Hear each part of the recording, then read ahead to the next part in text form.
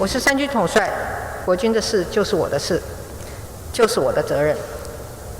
国军平常捍卫国家很用心，